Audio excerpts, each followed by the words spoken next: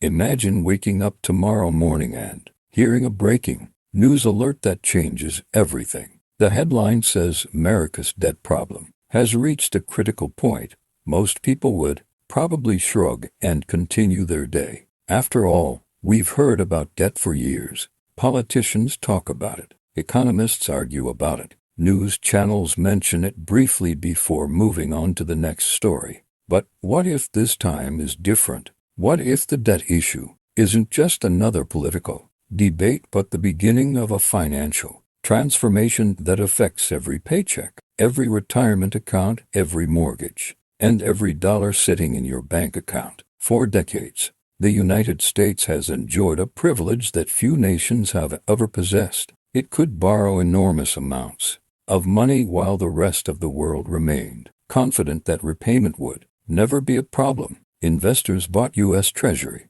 bonds because they believed America was the safest bet on earth. Countries stored their wealth in dollars because they trusted the American financial system. This trust became one of the greatest economic advantages in history. But trust is a fragile thing. It can take generations to build and only a few years to weaken.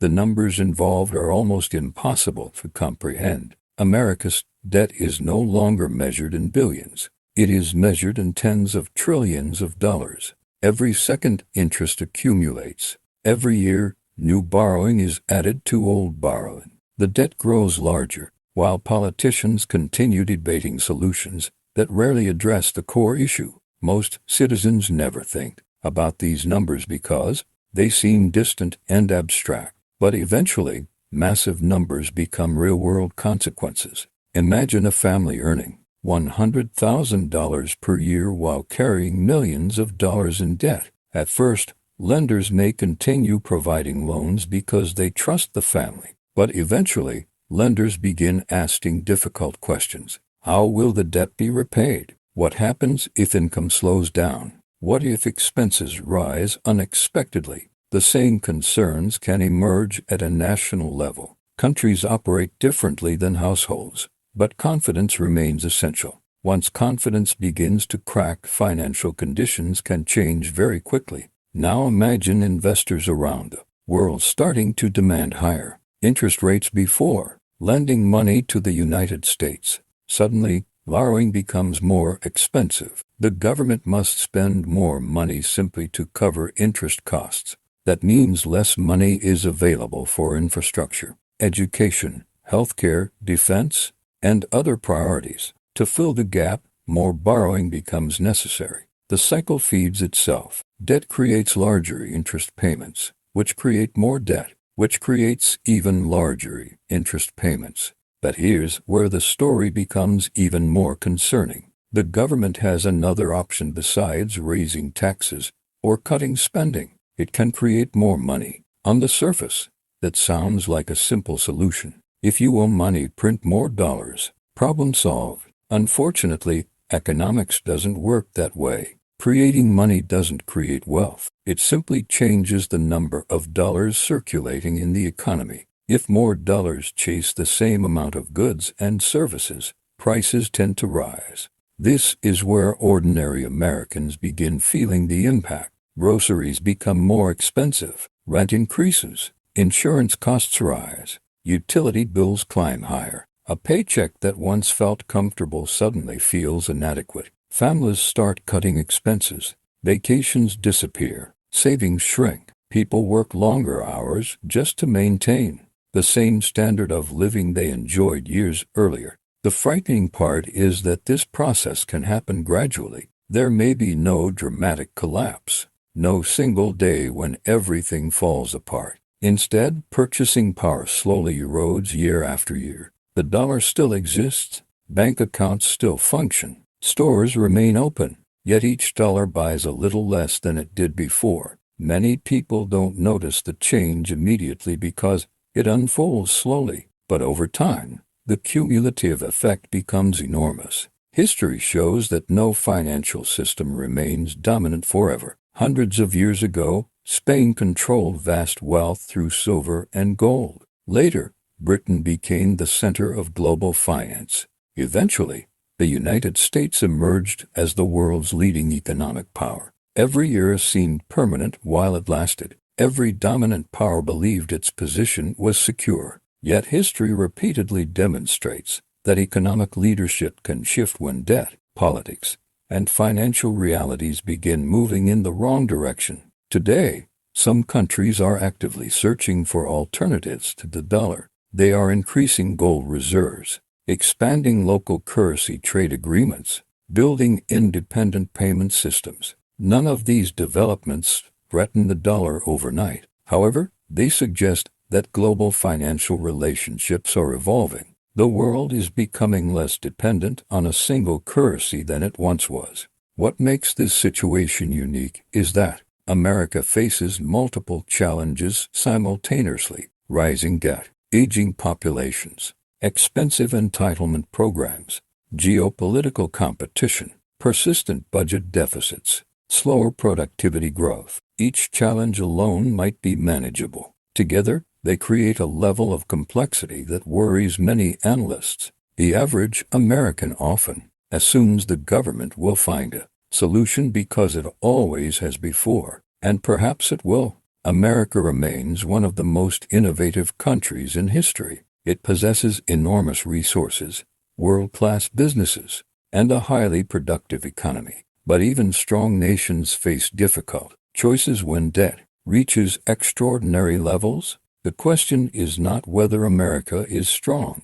The question is whether current trends can continue indefinitely without consequences. And that leads to the most important question of all. What happens when a nation spends decades borrowing from the future? Eventually, the future arrives. The bills come due. Difficult decisions become unavoidable, and the people most affected are often those who never paid attention to the debt in the first place. Now, imagine that the warning signs economists have been discussing for years finally begin appearing everywhere. Financial news channels start reporting that government borrowing costs are reaching record levels. Investors become nervous. Markets become more volatile. Suddenly, a topic that most Americans ignored for decades becomes the biggest story in the country. At first, the impact wouldn't look like a Hollywood disaster movie. There would be no dramatic countdown clock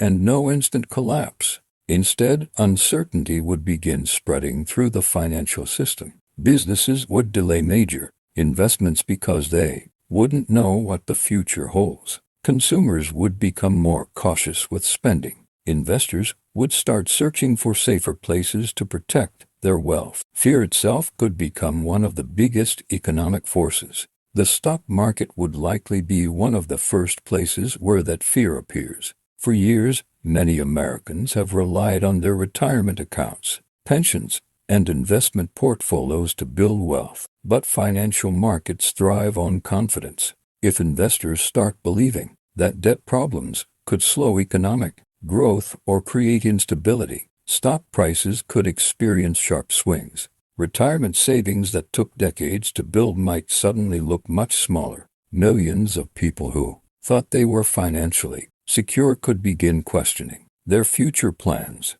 At the same time, the housing market could face enormous pressure. For most families, a home is their largest asset, but housing depends heavily on interest rates. If government debt concerns push rates higher, mortgages become more expensive. A family that could once afford a $500,000 home might suddenly qualify for a much smaller loan. Demand weakens. Sellers struggle to find buyers. Home prices may stop rising or in some areas begin falling. The wealth effect that fueled consumer spending for years could start moving in reverse. But perhaps the biggest shock would come from something people use every day without thinking about it: the dollar itself. Most Americans assume that a dollar will always be a dollar, yet the true value of money is determined by what it can buy. If debt pressures lead to higher inflation, every dollar in a savings account begins losing purchasing power. A family may look at their bank balance and believe nothing has changed. But if groceries, healthcare, insurance, and housing costs rise faster than income, that family is becoming poorer in real terms. This is where the situation becomes especially dangerous because inflation often feels invisible at first. People notice higher prices, but they rarely connect those prices to larger monetary forces. They blame individual companies. They blame supply chains. They blame politicians. But beneath all those explanations lies a simple reality. When the value of money declines, everything priced in that money becomes more expensive. Now imagine being a retiree who spent decades saving responsibly. You followed the rules. You avoided excessive debt. You built a nest egg for the future. Then inflation begins eating away at your purchasing power year after year. Suddenly, retirement calculations that once looked safe no longer work. Healthcare costs rise. Food costs rise. Energy costs rise. Yet your savings don't grow fast enough to keep pace. Millions of Americans could find themselves facing a reality they never expected. Meanwhile, younger generations would encounter a different challenge. They already face some of the highest housing costs in modern history. Student debt remains a burden for many. Wages have struggled to keep pace with certain living expenses. If debt-related economic pressures intensify, the dream of financial independence could become even harder to achieve. Young workers may need to save more, work longer, and delay major life decisions simply to maintain stability. One reason experts like Dalio frequently discuss debt cycles is because history follows recognizable patterns. Nations rise. They accumulate wealth. Confidence grows. Borrowing expands. Asset prices increase. Then eventually, debt reaches levels that become difficult to sustain. At that point, leaders face choices that are often unpopular and painful. History doesn't repeat perfectly, but it often rhymes. The patterns have appeared again and again across centuries. The challenge is that nobody knows exactly when a tipping point might occur. Economic systems can appear stable for years longer than expected. Then suddenly, conditions change. Investor sentiment shifts. Confidence weakens. Problems that seemed manageable become urgent. This is why some analysts argue that debt crises are rarely caused by a single event. Instead, they result from years of imbalances building beneath the surface. Consider how quickly public opinion can change.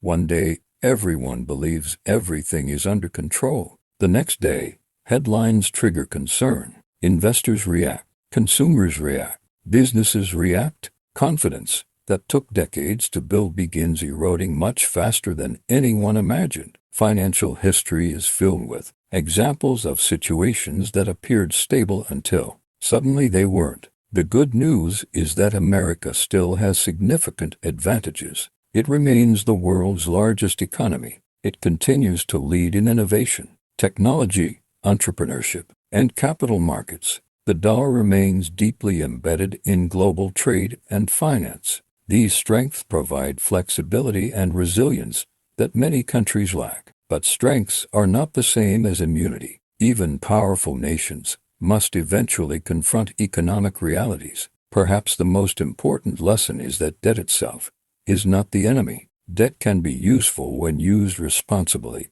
It can finance growth, innovation, infrastructure, and opportunity. The danger emerges when debt grows faster than the economy's ability to support it. That's when the balance begins, shifting from productive borrowing to financial vulnerability. And this brings us to the question nobody can answer with certainty. What happens next? Will policymakers successfully manage the situation? Will economic growth outpace debt growth? Will inflation remain under control? Or will America enter a period of adjustment unlike anything seen in recent decades? No one knows for sure, but one thing is certain: the future of America's debt is not just a story about government, budgets, or political debates. It is a story about the value of your savings, the affordability of your home, the strength of your retirement account, the opportunities available to future generations, and perhaps most importantly,